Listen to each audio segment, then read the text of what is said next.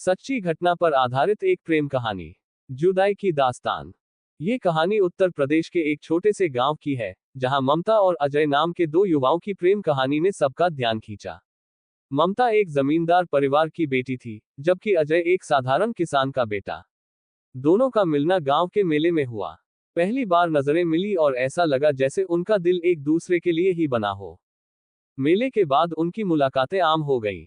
कभी तालाब के पास, तो कभी पीपल के पेड़ तले, दोनों घंटों बातें करते। ममता को अजय का सादगी भरा स्वभाव भा गया, और अजय को ममता की खिलखिलाती हंसी। ये प्यार जल्दी ही पूरे गांव में चर्चा का विषय बन गया। लेकिन जैसे ही ममता के पिता को इस रिश्ते की भनक लगी, उन्होंने इसका कड़ा विरोध किया।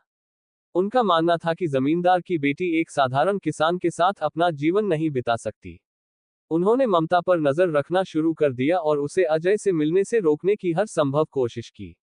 अजय ने हार मानने की बजाय ममता के पिता से बात करने का फैसला किया। वह उनके घर गया और पूरे सम्मान के साथ उनसे अपने प्यार को स्वीकार किया। लेकिन ममता के पिता ने उसे बेइज्जत करके घर से बाहर निकाल दिया।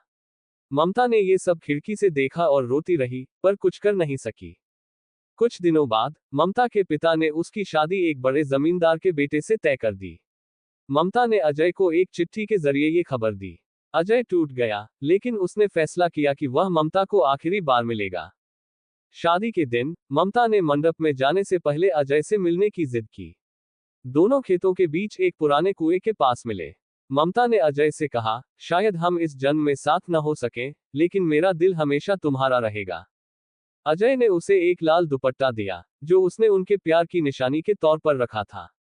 दोनों रोते हुए जुदा हो गए।